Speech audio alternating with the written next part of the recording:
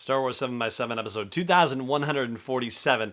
Well, where were we before we were so rudely interrupted by Mandalorian Season 2 rumors? We were talking about The Last Jedi and about its similarities and differences to The Empire Strikes Back. Well, we're going to pick that up today by looking at some structural similarities. Punch it!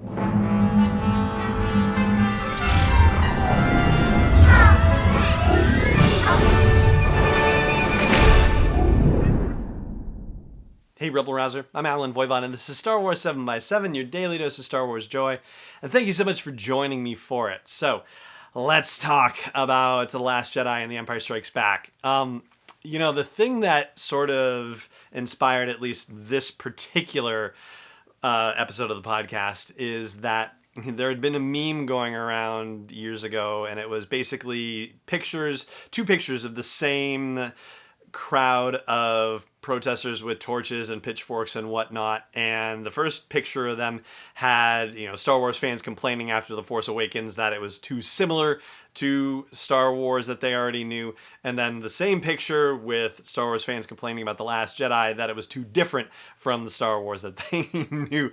But it turns out that The Last Jedi, when you look at it from a structural perspective, is actually pretty similar to The Empire Strikes Back. And even when you look at it thematically, which we will talk about tomorrow, it's pretty similar as well. But today we're going to stick with structure. So, we talked about the setup of The Force Awakens on a previous episode and how J.J. Abrams essentially delivered the Empire Strikes Back scenario to Rian Johnson when the baton was passed, for the most part. But there was that one compelling image of Luke on Ahch-To, and essentially that's sort of an Empire Strikes Back situation, right? Luke arriving on Dagobah and meeting Yoda. Well, here we have it happening at the end of The Force Awakens with Rey arriving on Ahch-To and meeting Luke for the first time. Meanwhile, we have the Resistance evacuating from Dakar, and because of the fact that The Last Jedi is happening immediately after the events of The Force Awakens, the evacuation of Dakar doesn't really map against the evacuation from Hoth exactly at the beginning of The Empire Strikes Back. It's probably closer in its way to the evacuation of Yavin 4, which obviously we didn't see on screen, but you had to presume happened pretty quickly after the events of A New Hope, because gosh, they knew where the Rebel base was, and even though they blew up their station, that's where the Rebels are, and so they got to get out of there. In fact, the first Princess Leia limited edition comic series, 5-issue series, that had the evacuation of Yavin 4 partially depicted in that series. But from there, the movies, The Last Jedi and The Empire Strikes Back, are rather similar in that they branch off into 3 different storytelling lines. And 2 of them were actually shown in The Empire Strikes Back. One of them was not, but it is shown in The Last Jedi. So when in The Empire Strikes Back everybody evacuates off of Hoth, we have Luke going off on his own to train with Yoda, and then we have Han and Leia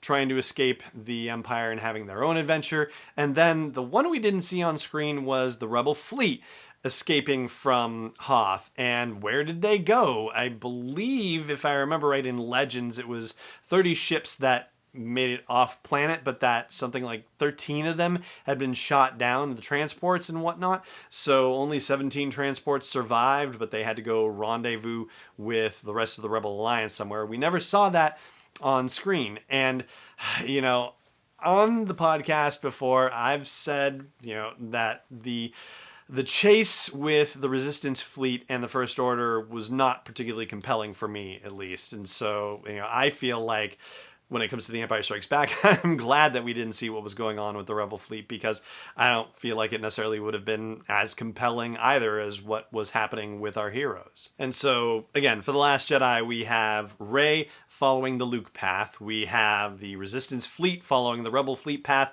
and we have Finn and Rose taking on the Han and Leia adventure along with BB-8. And in a similar fashion to Han and Leia, they end up in a glorious place, which turns out to be not quite as lovely as it seems, and they are betrayed by a smooth-talking scoundrel who is not putting all of his cards on the table. I'll grant you that it's definitely different in The Empire Strikes Back versus The Last Jedi, because Lando has a lot of other people to think about and is trying to do the best he can in the given situation, whereas DJ in The Last Jedi has no responsibilities like that, and so is only out for himself. So obviously his betrayal is a lot worse by comparison. And then you have Rey, who, in a similar fashion to Luke, leaves before her training was done.